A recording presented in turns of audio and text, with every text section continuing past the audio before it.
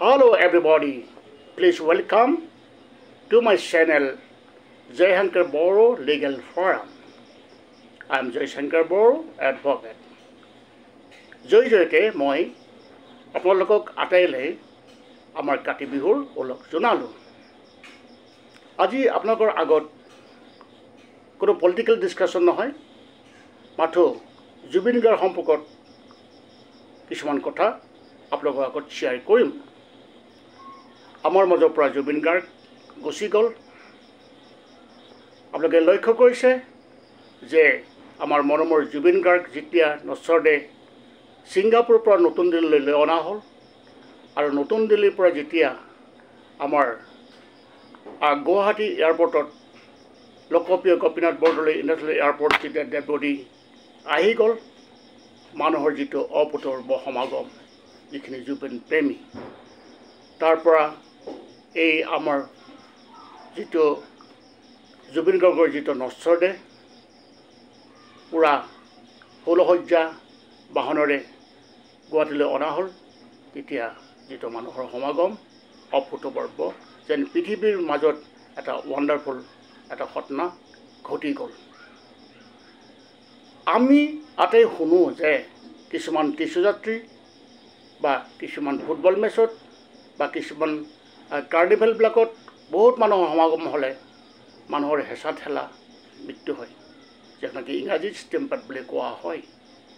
কিন্তু জুবিন গাৰ্গ চাগে ভগৱান আছিলে, সেইকাৰণে তেখেতৰ যিটো নচৰদেৰ পিছে পিছে যিখিনি মানুহ আহিছে, কোনো অঘটন হোৱা নাই, কোনো ষ্টেম্পাৰ্ড হোৱা নাই। দিছ ইজ ভেৰি ৱাণ্ডাৰফুল, আমি সকলোৱে লক্ষ্য কৰিছোঁ। তো জুবিন গাৰ্গ আমাৰ ইয়াত নচৰদে অনাবৰ লৈ যোৱা হ'ল, আমাৰ পৰা গুচি গ'ল। এতিয়া ছেকেণ্ড কথাটো আহি গ'ল জাষ্টিছ ফৰ জুবিন গাৰ্গ। তো আমাৰ যিখিনি মানুহ পাব্লিক জাগি আছে, তাৰ কাৰণে জাষ্টিছ বিচাৰি আছে। কিন্তু আপোনালোকে লক্ষ্য কৰক যে জাষ্টিছ আমাৰ মহামান্য আদালত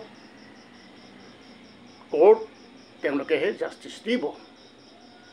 গতিকে আমাৰ ইতিমধ্যে গভৰ্ণমেণ্টে CID SIT গঠন কৰি দিছে। তেওঁলোকে ইন দ্য মেইন টাইম তেওঁলোকৰ যিটো ইনভেষ্টিগেশ্যন বহুত আগবাঢ়ি গৈছে, তাৰ কাৰণে আমি সুখী অনুভৱ কৰিব লাগিব। তেতিয়ালৈকে আমাৰ পাব্লিক অলপ ধৈৰ্য ধৰিলে ভাল। অফক'ৰ্ছ জুবিন গাৰ্গৰ যিটো CID কেছ লৈছে, সেইটো একচুৱেলি গভৰ্ণমেণ্টৰ ফালৰ পৰা নিজাববীয়াকৈ চমুটো কেছ হ'ব লাগিছিলে। কিন্তু বিভিন্ন থানাত যেতিয়া FIR লজ হ'ল, তেতিয়াহে গভৰ্ণমেণ্টে CID SID গঠন কৰি দিলে আৰু CIDয়ে গোটেই ইনভেষ্টিগেশ্যন প্ৰচেছটো তেওঁলোকে হাতত ল'লে। আৰু আমি যিটো দেখিছোঁ যে ইট ইজ গোয়িং গুড। গতিকে তাৰ কাৰণে আমি জুবিনৰ জাষ্টিছ পাম বুলি আশা কৰিলোঁ। এতিয়া কথাটো হ'ল কি যে আমাৰ যিখিনি জাষ্টিছ, সেই জাষ্টিছটো সোনকালে পাবৰ কাৰণে ইতিমধ্যে গভৰ্ণমেণ্টে ফাষ্ট ট্ৰেক যিটো কোৰ্ট, দ্ৰুতগতিত যাতে তেওঁলোকে তাত বিচাৰ প্ৰক্ৰিয়া চলাই নিব পাৰে, তো ফাষ্ট ট্ৰেক কোৰ্টৰ ব্যৱস্থা কৰিছে। তো এতিয়ালৈকে আমাৰ যিখিনি পাব্লিক শান্ত হৈ থাকিলে ভাল বুলি আমি ভাবোঁ।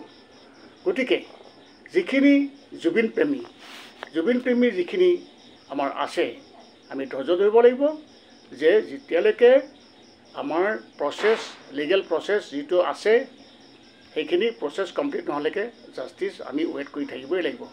কিয়নো আমি পাব্লিকে আমাৰ যিখিনি ফিলিং যে তাক ফাঁচি দিব লাগে, তাক জুই লগাই দিব লাগে ইত্যাদি ফিলিং আহিব নেচাৰেলি, যিটো পাব্লিক চেণ্টিমেণ্ট খুব এটা বেয়া ধৰণে পজিশ্যনত আছে, যিটো জুবিনক সকলোৱে ভাল পায়, জাতি বৰ্ণ নিৰ্বিশেষে। গতিকে আমি পাব্লিকে অলপ ধৈৰ্য ধৰিব লাগিব, আমি ৱেইট কৰিব লাগিব।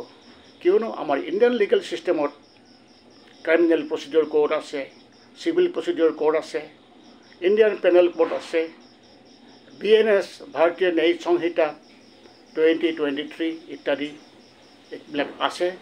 গতিকে আমি তেতিয়ালৈকে ৱেইট কৰিব লাগিব।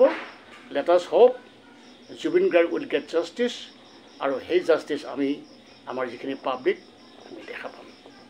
গতিকে এইখিনি কথা আপোনালোকৰ আগত মই শ্বেয়াৰ কৰিলোঁ। Okay, thank you very much.